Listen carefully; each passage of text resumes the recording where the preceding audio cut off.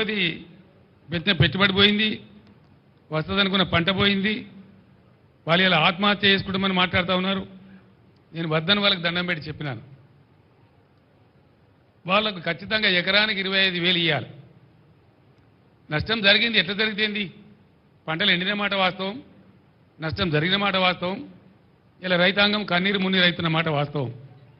15-16 లక్షల ఎకరాలంటే చిన్న విషయం కాదు. ఇది న్యాచురల్ కలామిటీ కంటే కూడా పెద్దది. Bigger than any natural calamity. కాబట్టి ఈ సందర్భంలో ప్రభుత్వం కాకపోతే వాళ్ళని ఇవ్వలాదుకోవాలా? దానికోసం మేము డిమాండ్ చేస్తూ ఉన్నాం.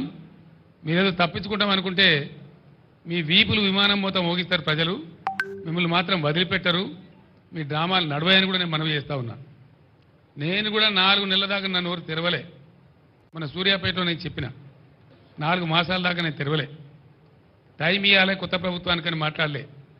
వాళ్ళు ఎన్ని పిచ్చి పిచ్చి ఆరోపణలు, ఎన్ని పిఆర్ స్టంట్లు, వాళ్ళకు తొత్తులుగా ఉన్నటువంటి కొంత మీడియా ఎవరైతే ఉన్నారో అన్ని అడ్డగోలు వార్తలు రాయించి ఏం చెప్పినా కూడా మేము మాట్లాడలే. గంభీరంగా ఉన్నాం, పరిస్థితిని గమనించుకుంటూ ఉన్నాం.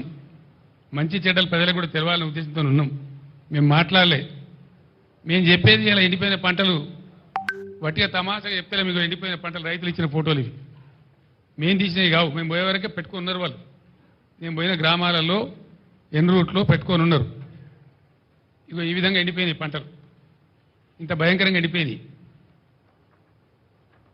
ఇవన్నీ రైతులు ఇచ్చినాయి. వాళ్ళ వాళ్ళ పొలాలలో వాళ్ళు దిగినటువంటి పంటలు ఇవి.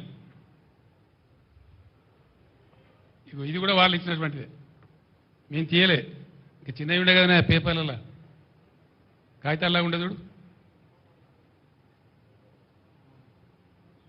ఇంకా ఉండేనండి, నేను రైతు ఇచ్చిందాక అవి. సరే తీసేయండి, తీసేయండి.